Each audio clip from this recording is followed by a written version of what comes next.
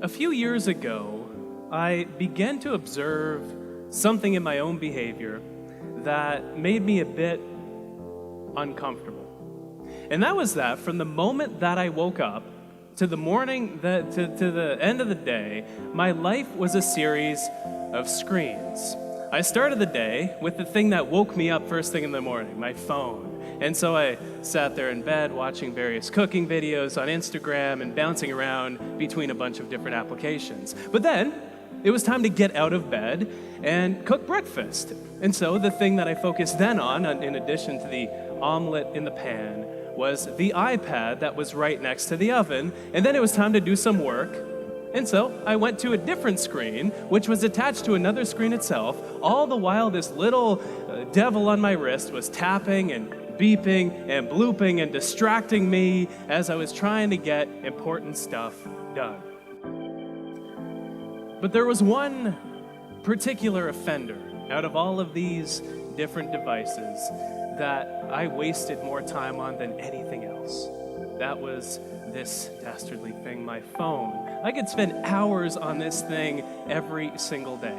And so I decided to essentially, for all intents and purposes, get rid of the thing for a month. As an experiment, I thought I'm gonna live on this thing for just 30 minutes every single day at a maximum. And so this is the amount of time I have for maps. This is the amount of time to call my mother. This is the amount of time that I have for everything that I could possibly want to do, to listen to music, to listen to podcasts. And I observed what happened during this time.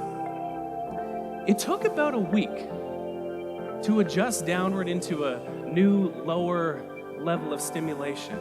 But once I did, I noticed that 3 curious things began to happen. First, my attention span grew. It was like I could focus on things not effortlessly, but with much more ease than I could before this experiment started. In addition to this, though, as I was going about the world, and especially when my mind wandered a bit, I had more ideas that my mind arrived at. And on top of this, I had more plans and thoughts about the future. Getting rid of one simple device led to these 3 effects.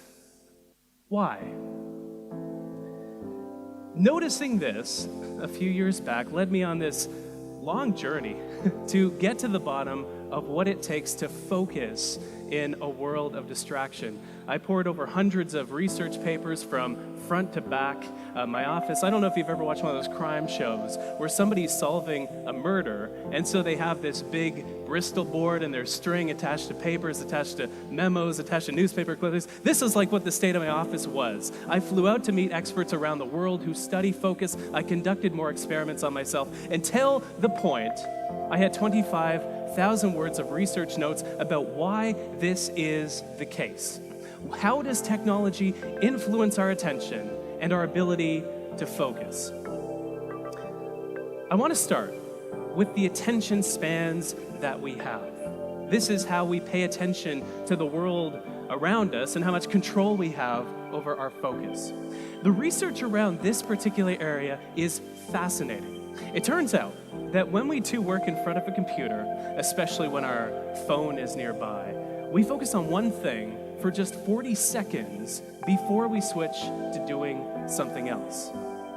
And when we have things like Slack open as we're doing some work, this lowers to 35 seconds. But the reason that this is the case is not what we might think after looking at the research. We think the problem is that our brains are distracted. But after looking at the research, this is what I've come to know as a symptom for the deeper problem, which runs much more deeply. It's the root cause of this distraction. It's not that we're distracted, it's that our brains are overstimulated. It's that we crave distraction in the first place. Our brains love these tiny little nuggets of information and social media and email and these things that we do over the course of the day.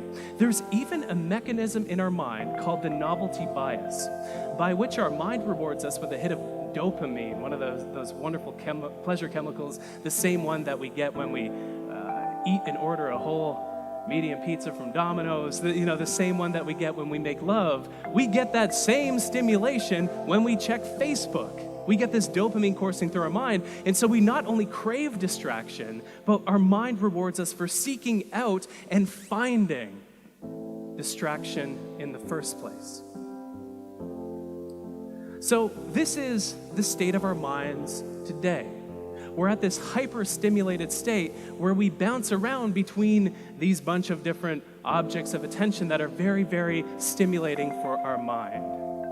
And so I thought, okay, if the phone had this impact on my attention span, what if I lowered how stimulated I was even more still?